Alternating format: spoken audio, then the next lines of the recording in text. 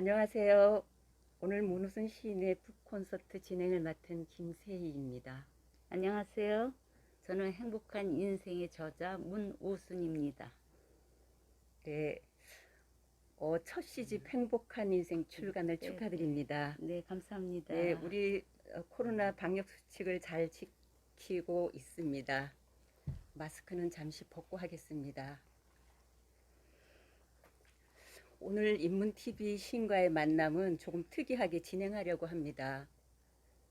선생님 작품을 읽고 그것에 대해 선생님 시작 노트라 그럴까? 말씀을 듣는 방식으로 진행하려 합니다. 네, 선생님의 이 시집은 현암사에서 나온 걸로 알고 있는데요. 이 출판사와 특별한 인연이 있는 것으로 압니다. 네, 어떤 인연이 있는지 대해서 말씀 좀 해주세요. 네, 그 현암이라는 것이 우리 아버님 호예요. 그 거물현 바위암. 그래서 현암이 우리 아버님 호인데요. 우리 아버님께서 이 현암사를 1945년에 창립하셨어요. 그래가지고 지금 75년이나 된 출판사인데 2대 사장이 우리 남편이었고요. 지금 3대로 저희 딸이 그 회사를 맡아갖고 있습니다. 그런 인연으로 현암사에서 내게 됐어요. 네, 현암사와 특별한 인연이 있는 이야기를 들어봤습니다. 그럼 저 궁금한 게 있는데요. 문시인님은 이공대학을 졸업하셨던데 어떤 계기로 시를 쓰게 되셨는지 궁금한데요. 말씀 네, 좀 해주세요. 네, 제가 이렇게 지나놓고 보니까 제가 이제 이공대학 이공을 전공했지만 저한테 이제 오히려 감성 쪽에 더 가까운 것 같아요. 그런데 이제 제가 대학 갈 때만 해도 지금 같이 자기의 그 개성을 따라서 간 게 아니고 선생님께서 가라 그러면은 그런 쪽으로 갔거든요. 근데 그때 제가 대학교 갈 때는 이공대가 대세였어요. 그래갖고 이공대 중에서 그래도 생물이 가장 여성스럽다고 그래서 생물과를 갔는데 이 생물과가 완전히 학문이더라고요. 그래서 제가 거기 가서 보니까 저 적성에 그렇게 맞지를 않았어요. 그래서 이제 학교를 졸업하고 더 하지를 않고 이제 유학교 선생을 몇 년 하다가 그래서 이제 결혼을 했습니다. 그랬는데 이제 저는 형제가 3남매예요. 이제 오빠도 있고 언니도 있고 또 제가 막내인데 저희 형제들이 다 보면은 감성 쪽이더라고요. 그래서 오빠도 화가였었고 미대 교수였었고 또 언니도 또 교사였었는데 퇴임을 하고 나더니 또 미술을 해갖고 또 화가가 됐더라고요. 근데 이제 저는 그 어렸을 때부터 굉장히 책 읽기를 좋아했는데 저희들이 학교 다닐 때는 책을 구하기가 그렇게 힘이 들었어요. 그래서 이제 도서관에 가서 막 책을 내가 읽고자 하는 책을 가지러 가면 이미 누가 가져가서 또 며칠을 기다렸다가 읽고 그러면서 이제 책이 하도 귀하니까 어떤 생각을 했냐면 제가 이렇게 서점을 다니면서 아, 저 서점 하는 사람하고 결혼하면은 책을 많이 읽을 수 있겠구나. 그런 생각을 했어요. 그랬는데 어쩌다 보니까 제가 출판사 하는 집으로 결혼을 했더라고요. 그래서 이제 그 제가 못했던 그런 책 같은 거를 많이 접할 수 있었고 또 이 시를 쓰게 되지 않았나 그런 생각을 합니다. 네, 문우순 시인께서 시를 쓰게 된 계기를 들어보았습니다. 잘 들었고요. 어, 그럼 이 시집의 제목인 행복한 시를 한번 낭독하겠습니다. 오늘 시 한 네 편? 제가 읽도록 하겠습니다. 네, 시인님께서 읽으실래요? 아니요, 읽으세요. 행복한 인생. 산수 열매 붉고 은빛 억새 물결 바람에 쓸려 노을대는 하늘공원. 옛일 되짚으며 전망대에 오른다. 의연한 북한산 능선 선명하고 한가로이 한강줄기 따라 흐르는 대도시 한눈에 펼쳐진다. 손발이 짧아 허둥댔던 지난날 저 넓은 대도시 얽히고 설킨 길을 참 많이도 걸었네. 참 많이도 울고 웃었네. 슬퍼서 울고 기뻐서 울고 그래도 웃는 날이 더 많았네. 억새꽃 머리에 쓰고 서 있는 지금 가장 행복한 인생은 사랑이 있는 고생이라는 말 떠올리며 이젠 슬퍼도 울지 않기로 한다.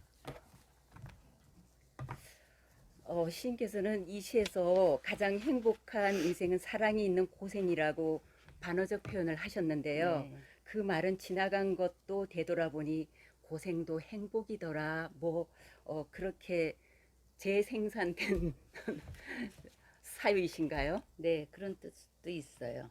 네. 그리고 이제 제가 그 평생을 사는 것이 대가족에 살았어요.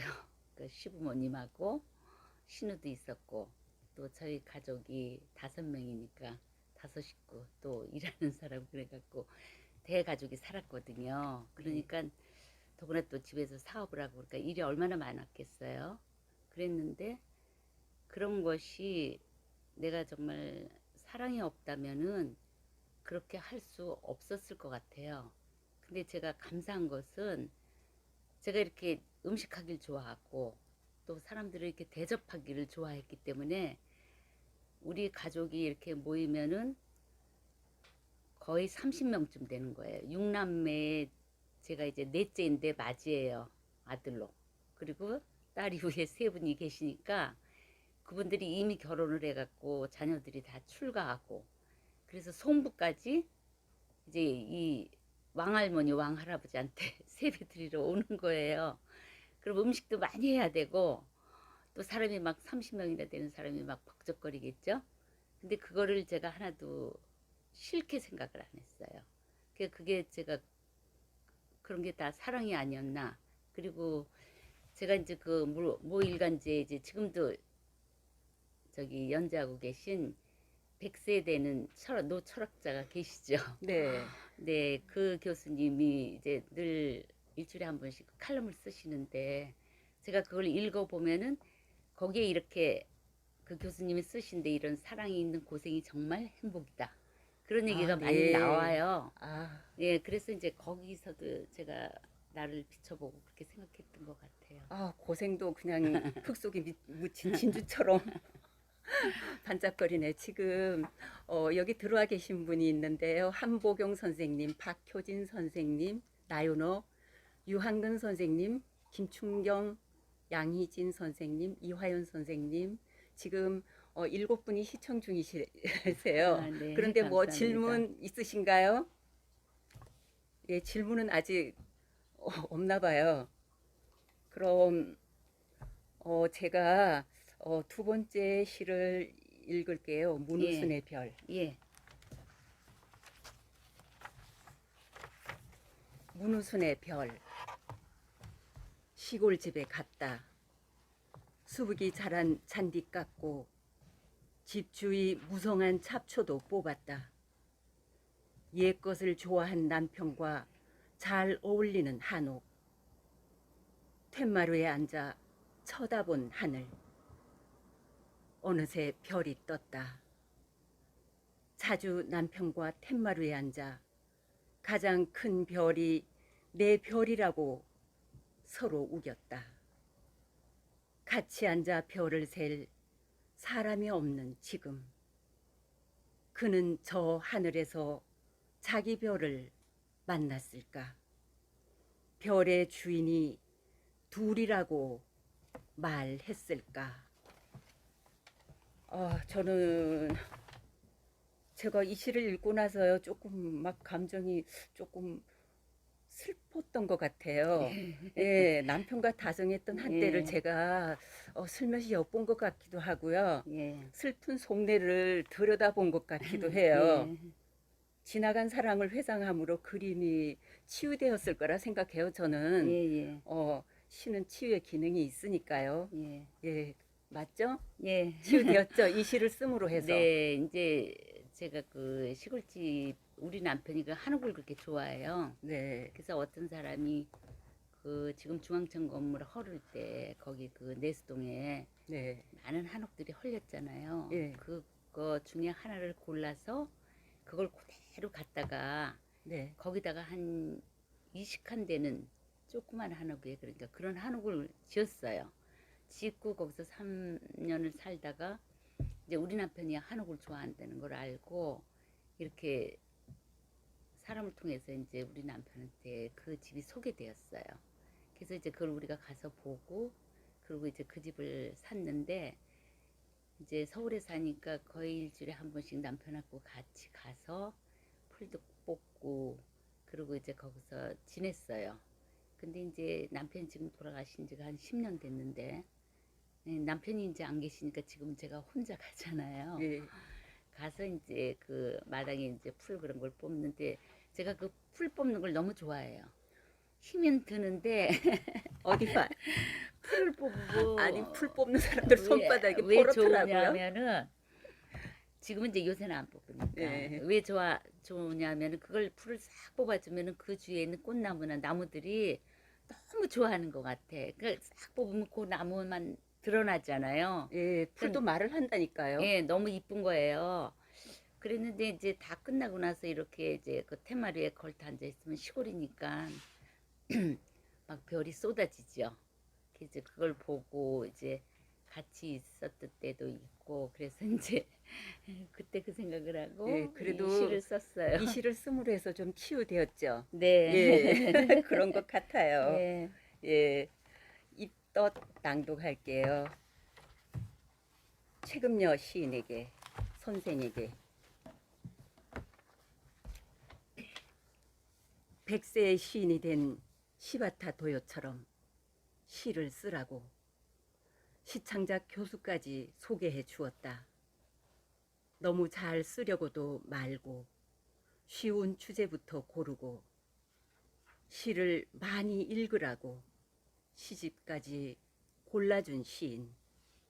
노산을 기대하면서도 때론 안쓰러운지 연민의 눈빛 가득하다. 시를 쓴다는 것은 어둠 속에서 꽃을 그리는 것이라는데 시는 언제 들어설 것인가? 나는 오늘도 밤새워 입덧을 기다린다. 예, 최금여 시인이 시를 쓰는데 도움을 주신 모양이죠. 네. 입덧이라는 말 아주 절묘한 표현인 것 같아 인상적이었어요. 네. 입덧을 하고 태어난 시가 아이처럼 모두 사랑스러웠나요? 아, 그렇죠. 그 우리가 아기를 가졌을 때 그 입덧이 얼마나 힘들어요. 그리고 아기를 또 몸속에 10달 동안 갖고 있다가 또 아기를 낳을 때 너무나 힘들잖아요. 그래서 다시는 아기를 안 낳겠다고 그렇게 생각했다가도 또 아기가 크는 것을 보고 예쁘고 그럼 그건 다 잊어버리고 또 새로 아기를 낳는 것처럼 이 시가 쓰는 게 보통 일이 아니더라고요. 완전히 스트레스고. 네, 그런데 또 그게 시가 한 편이 되려면은 또 기분 좋고. 근데 이제 제가 시에 대해서는 전혀 생각을 안 했어요. 물론 문학을 좋아하고 책을 좋아했지만 시는 특별히 다른 영역에 있는 사람들이 쓰는 것이고 나는 정말 그 짧게 그런 좋은 시를 쓸 수 없다 그렇게 생각을 했는데 여기 있는 것처럼 최금여 선생님이 이제 우리 동네 사시고 저하고 이제 같은 교회 다니시는데 절 보고 자꾸만 100세를 사는데 이대로 이렇게 살면 안 된다고 시를 배우라는 거예요. 네, 그러면서 여기 있는 대로 정말 좋은 시 선생님을 소개해주고 또 저에게 또 당신이 갖고 있던 책 뭐 그런 걸 갖다 다 주고 그러면서 이걸 읽고 쓰라고. 근데 이제 제가 보니까 그 시바타 도요 제가 이제 그 시집을 사서 읽었는데 그 시들은 짧고 아주 그런데 굉장히 그 시를 읽으면 제가 마음이 편안해지고 그리고 또 시바타 도요는 100세가 가까울 때 그걸 시작을 했는데 저는 보니까 그분보다 한참 아래더라고요. 그러니까 아 나도 할 수 있겠다. 그래서 이제 쓰게 됐죠. 네, 질문 들어와 있는데요. 한번 네, 받아볼까요? 예, 박효진 선생님 질문하셨는데요. 살아오시면서 예, 행복한 일이 한 번 더 온다면 예. 어떤 일일까요? 아, 살아오면서요. 저는 알 수 있을 것 같아. 아, 그래요? 네. 글쎄, 그러면은 제가 좀 더 이런 걸 일찍 시작했겠죠. 그동안은 너무 이렇게 가정사에 빠져갖고 전혀 이거 할 생각을 하지 못했어요. 그러니까 제가 어, 항상 지금 제가 생각하는 마음이랑 똑같아요. 제가 예, 그 말을 하려고 그랬어요. 어디나 가면은 네, 제가 나이가 제일 위인 거예요. 네, 다른 사람은 그렇죠. 더 일찍 했는데 네, 그래서 내가 좀 더 일찍 했으면 이 감성이 더 살아서 더 좋은 시를 쓰지 않았을까 그래서 그런 생각을 하죠. 네. 잘 들었고요. 어, 유학년 선생님 질문이 들어와 있어요. 어, 시를 왜 쓰게 되었나요? 왜 시를 쓰나요? 시를요. 네, 이제 그 제가 맨 처음에 앞에 그 제 시인 소감을 쓴 것도 나와 있지만 네, 시를 쓰게 되면은 나를 속이고 쓸 수가 없더라고요. 네, 내 속에 있는 게 나도 모르게 다 이렇게 드러나게 돼 있더라고요.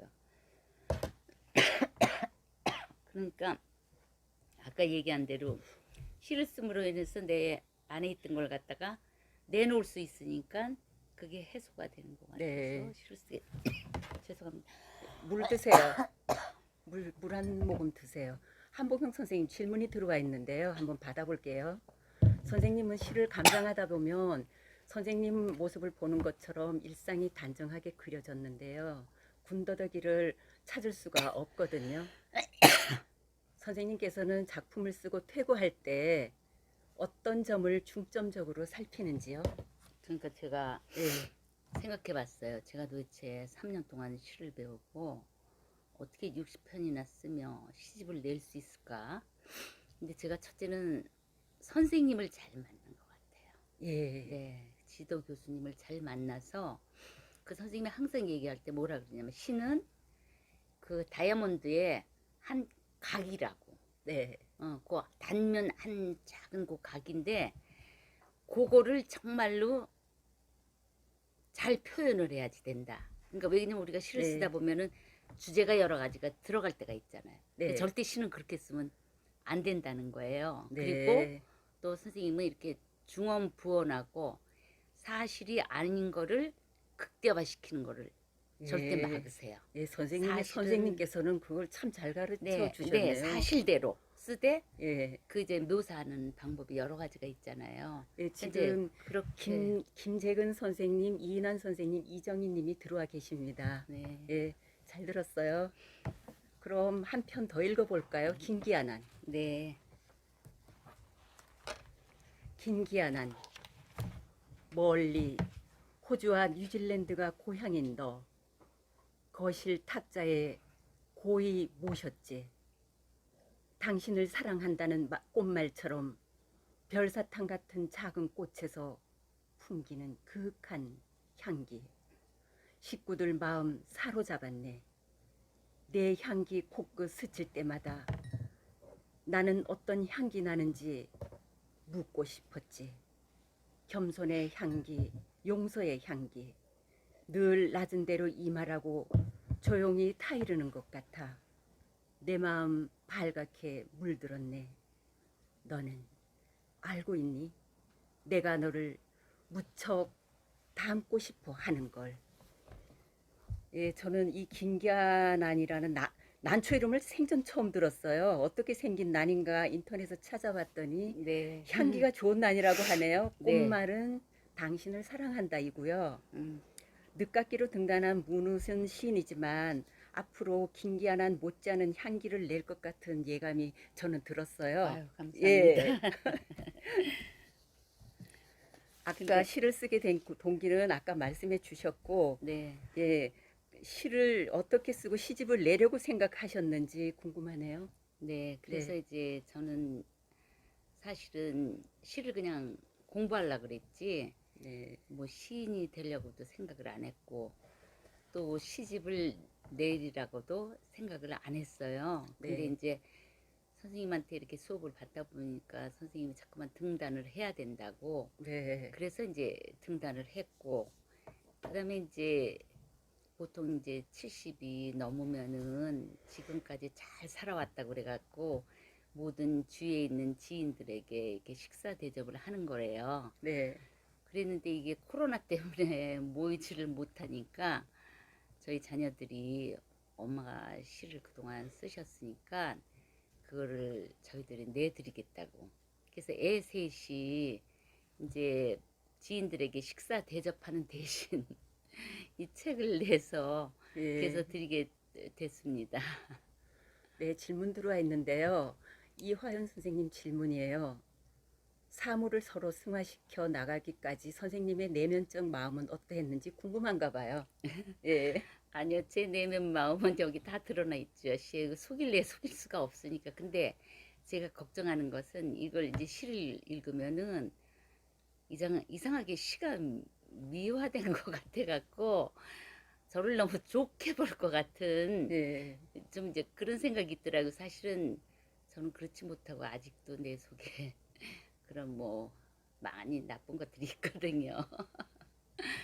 네.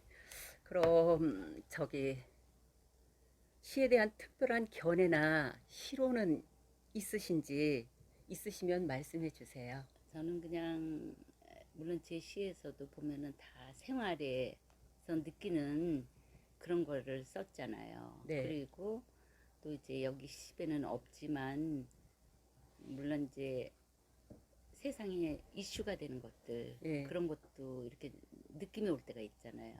그래서 제가 이제 최근에 쓴 거는 그 정인이 사건을 보면서 정말 안 쓸 수가 없었어요.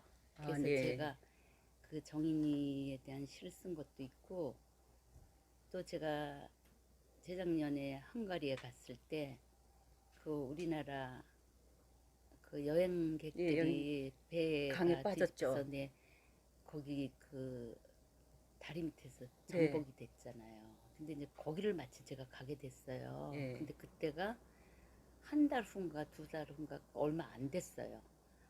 근데 거기에 이제 그 미로의 촛불들이 다 이렇게 놓여 있는데 너무너무 이렇게 가슴이 아프더라고요. 그래서 이제 물론 그런 시도 때에 따라서 써요. 근데 저는 이제 생활인이고 그러니까 제가 특별히 내 주위에 있는 그런 걸 보고 이제 그 중에서 이제 감동이 진한 것들 네. 그런 걸 놓고 시를 쓰게 되죠. 예. 아, 그럼 예, 홍의선님과 책일수님 들어와 계십니다. 선생님께서는 이 행복한 인생 시집 중에서 특별히 애정이 가는 시가 있으신가요? 저요. 예. 왜 있잖아요. 네, 자기가 특별히 참 아픈 손가락 같이 애정이 가는 시. 네, 다, 예. 다 그렇겠지만 저는 예. 그 엄마에 대한 엄마 네. 그 시가 저는 좀 그렇게 예, 마음에 닿아요. 여기 네, 있어요. 엄마. 읽어 주세요. 예, 엄마. 네.